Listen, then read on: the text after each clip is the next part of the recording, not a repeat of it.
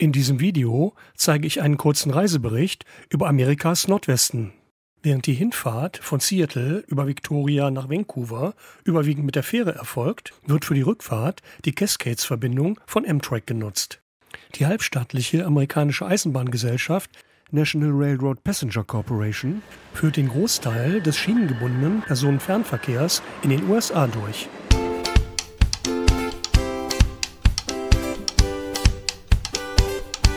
Anhand einer schematischen Darstellung des pazifischen Nordwestens bzw. des Teils, der für dieses Video relevant ist, möchte ich zunächst den Verlauf der Rundreise skizzieren. Die Anreise nach Seattle im Bundesstaat Washington erfolgte mit dem Flugzeug von Frankfurt. Die Flugroute verläuft im Norden über Grönland und Kanada. Zur Abkürzung des Landwegs ging es zunächst mit der Fähre von Edmonds nach Kingston und dann über die Straße nach Port Angeles.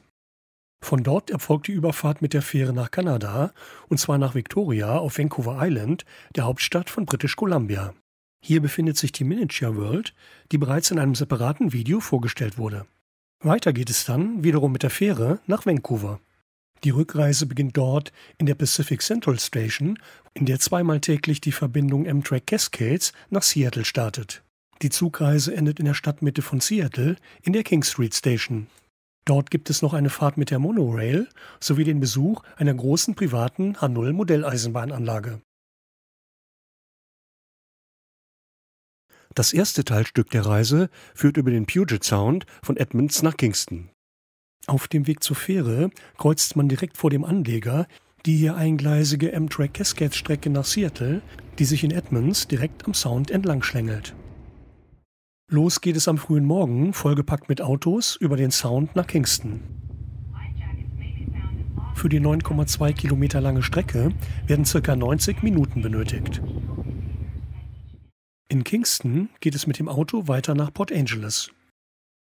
Auf dem Weg liegt ein sehr nettes Brunch-Lokal, in dem es German Pancake gibt. Der Anleger der Blackball Ferry nach Victoria befindet sich direkt im Hafen von Port Angeles. Wenn man mit dem Auto unterwegs ist, empfiehlt sich eine Reservierung, da zumindest im Herbst nur 2 Fähren täglich fahren. Da man bei der Überfahrt von Port Angeles nach Victoria die USA verlässt, findet beim Einchecken für die Fähre eine Passkontrolle statt. Wie auch bei der ersten Fähre ist das Be- und Entladen gut organisiert und benötigt nur wenig Zeit. Für die 42 Kilometer lange Überfahrt werden ungefähr 90 Minuten benötigt. Nach dem Verlassen des Schiffes findet die formale Einreise nach Kanada statt, die ähnlich ausführlich durchgeführt wird wie die Einreise in die USA. Auf Fotos und Fingerabdrücke wird aber hier verzichtet. Die Fähre aus Port Angeles legt direkt im inneren Hafen an, unweit des Parlaments vor malerischer Kulisse. Auch bei Dunkelheit lohnt sich ein Rundgang um den Hafen. Selbst am Wochenende ist der Bereich nicht überlaufen und wirkt beschaulich ruhig. Beim Rundgang kommt man am Parlamentsgebäude vorbei, das nachts illuminiert ist. Das Parlament ist Sitz der Legislativversammlung von British Columbia mit 85 Mitgliedern. Die wichtigsten Fortbewegungsmittel sind im Nordwesten neben Fähren Wasserflugzeuge. Es besteht ein großes Netz planmäßiger Flugrouten. Auch die Abwicklung mit Check-in-Schalter, Boardingpass und Wartehalle ist professionell. Die Flugdichte war für mich erstaunlich. Auch wir haben uns einen Flug gegönnt. An Bord gab es die bei Verkehrsflugzeugen üblichen Sicherheitsstandards. Bei den Maschinen handelt es sich um einmotorige Propellerflugzeuge.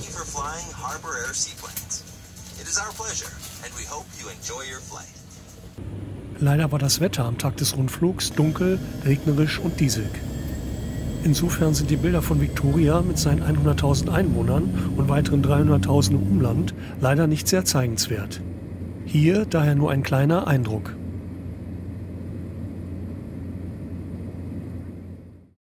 Direkt gegenüber den Anlegern befindet sich das Empress Hotel, in dem einst auch Elisabeth II. Vorbeigeschaut hat. Das Ambiente erscheint britisch kolonial. Ob nun stilvoll oder dekadent, mag jeder selber entscheiden. Das Essen ist aber in jedem Fall empfehlenswert. Auf der Rückseite des Empress Hotels findet man den Eingang zur Miniature World. Neben diversen Einzeldioramen gibt es auch einige größere Module zur Geschichte Kanadas, die über eine H0-Modellbahnstrecke miteinander verbunden sind. Ein Video zur Miniaturwelt in Victoria ist bereits auf diesem Kanal verfügbar. Ein botanisches Highlight etwas außerhalb von Victoria sind die Butchart Gardens. Wer Pflanzen und Gärten mag, kommt hier voll auf seine Kosten. Die private Gartenanlage ist 220.000 Quadratmeter groß und über 100 Jahre alt. Besonders gut hat mir der japanische Garten gefallen.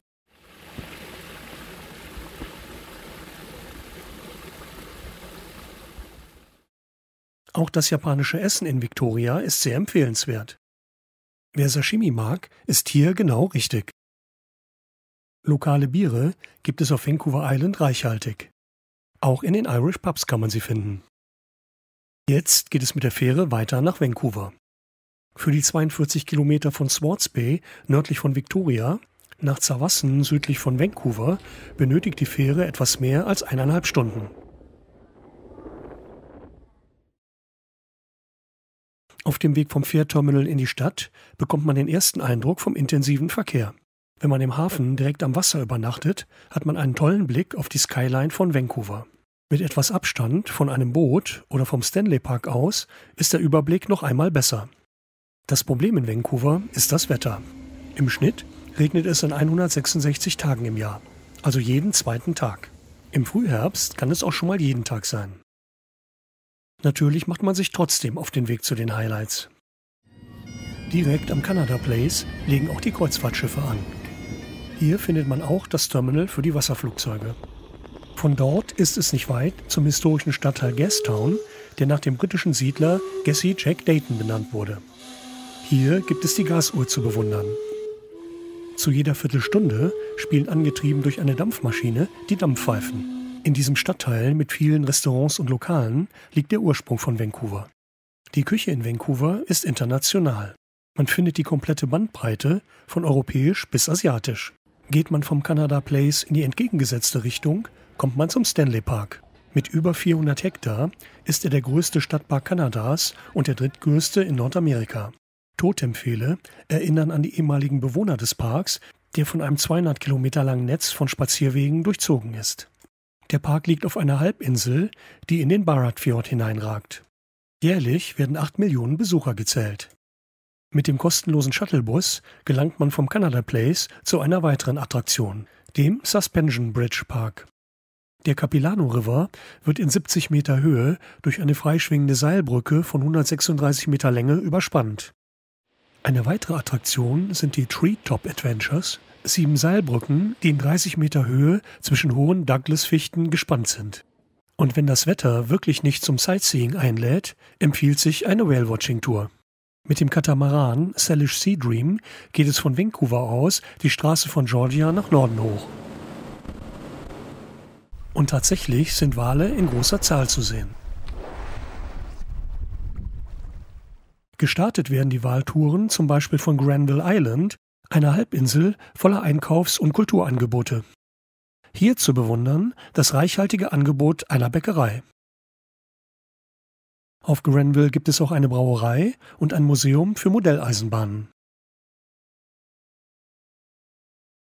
Als Eisenbahnfan ist eines der Highlights der Reise die Rückfahrt mit dem Zug von Vancouver nach Seattle. Die von Amtrak betriebene Verbindung hat den Namen Cascades, benannt nach dem Kaskadengebirgszug, der parallel zur Küste verläuft. In der längsten Ausdehnung ist die Strecke 752 Kilometer lang und führt von Vancouver nach Eugene in Oregon. Der von mir genutzte Zug fährt von Vancouver nach Seattle und benötigt für die 190 Kilometer 4,5 Stunden. Die Reise beginnt in der Pacific Central Station in Vancouver. Der 1919 erbaute denkmalgeschützte Kopfbahnhof ist die nördliche Endstation des Amtrak Cascades und wird von Via Rail Canada auch für innerkanadische Züge genutzt. Für die Reise nach Seattle wird hier bereits die US-Einreisekontrolle durchgeführt. Der Personenzug ist mit einer Siemens Charger Diesellok bespannt. Die Lok basiert auf dem Siemens Vectron, Baureihe 247 der Deutschen Bahn, ist jedoch leistungsstärker und für Geschwindigkeiten bis 200 Stundenkilometer ausgelegt. Gebaut werden die Loks im Siemens-Werk in Sacramento. Siemens hat inzwischen neben den 8 SC44 Loks weitere 125 Stück der Langstreckenversion ALC 42 bestellt, die bis 2029 in Betrieb gehen sollen. Die eingesetzten Waggons und das Bordbistro sind aktuell sehr einfach gehalten. Das soll sich in Zukunft ändern, denn Siemens liefert ab 2024 73 moderne Personenzüge nach neuestem Standard.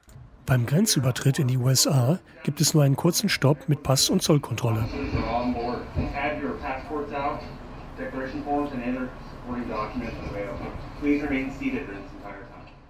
Der erste Haltepunkt nach der Grenze ist Bellingham.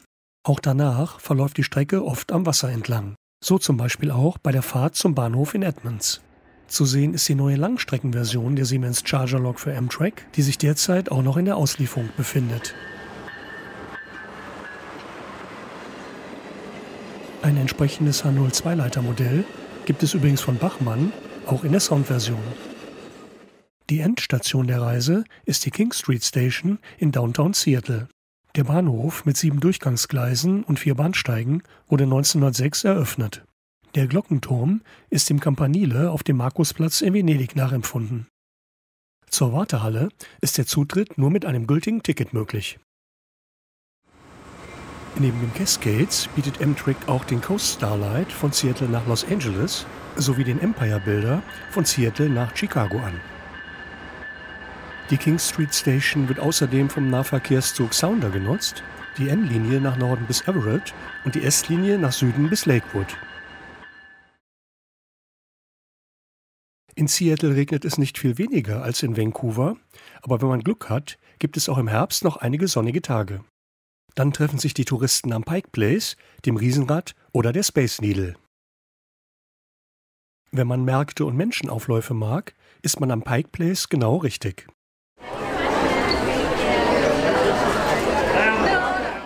Hier gibt es auch den ersten, eher unscheinbaren Starbucks zu bewundern, allerdings mit einer riesigen Schlange davor. Vom Pike Place ist es nicht weit zum Riesenrad. Hier hat man einen tollen Blick auf die Skyline von Seattle. Zur Space Needle gelangt man dann mit der Monorail. In nur 2 Minuten Fahrzeit gelangt man so vom Pike Place zum Seattle Center. Die Monorail wurde 1962 zur Verbindung der nördlichen Innenstadt mit der Weltausstellung vom deutschen Unternehmen Allweg gebaut. Die beiden damals in Deutschland gebauten Züge, Blue Train und Red Train, fahren heute noch. Nachdem Allweg die Strecke zunächst auch betrieben hat, gehört sie seit 1965 der Stadt Seattle. Ein Hin- und Rückfahrtticket kostet derzeit $7. Eine Verlängerung der 1,4 Kilometer langen Strecke wurde immer wieder diskutiert, letztlich aber aus Kostengründen verworfen. Die 37,4 Meter langen Züge mit 124 Sitzplätzen verkehren alle 10 Minuten. In den 6 Monaten der Weltausstellung von 1962 wurde die Bahn von 8 Millionen Besuchern genutzt. Vom Ausgang der Monorail gelangt man zur Space Needle, dem 182 Meter hohen Aussichtsturm, der zur Weltausstellung 1962 mit dem Titel Century 21 Exposition errichtet wurde. Von der Aussichtsplattform bzw. dem darunter gelegenen Drehrestaurant hat man einen Blick auf Seattle in alle Himmelsrichtungen. Direkt neben der Space Needle befindet sich die Ausstellung Chihuly Garden and Glass, die riesige Glaskunstwerke von Dale Chihuly zeigt. In Seattle findet man die Headquarters von Microsoft und Amazon und auch Google und Meta haben hier große Bürokomplexe. Boeing hatte seine Zentrale bis 2001 in Seattle. Die dadurch bedingte große Zahl interessanter Jobs hat eine hohe Anziehungskraft auf Studenten und Arbeitskräfte aus aller Welt. Auch Speisen und Getränke sind in Seattle ein wichtiges Thema. Es gibt Gerichte aller Art, von einfach bis elegant. Eine Vielzahl an Cafés lädt zum Verweilen ein. Besonders reichhaltig und exquisit war das Essen bei einem privaten Mid-Autumn-Festival. Auch das Umland von Seattle hat einiges zu bieten, insbesondere Wasser und Berge. Ein Stück nach Norden liegen der Mount Erie und einige dem Festland vorgelagerte Inseln. Deutlich näher liegt der Lake Washington mit einigen malerischen Strandabschnitten. Auch eine sehr große private H0-Modellbahnanlage, die sich im Aufbau befindet, konnte ich besichtigen. Sie ist mit einer Vielzahl europäischer Loks unterschiedlicher Länder ausgestattet. Einen fantastischen Panoramablick auf Seattle hat man vom Golfclub in Newcastle. Mit einem Blick über den Lake Washington auf die Lichter von Seattle nimmt die Reise nun ihr Ende. Vielen Dank fürs Zuschauen und bis dahin.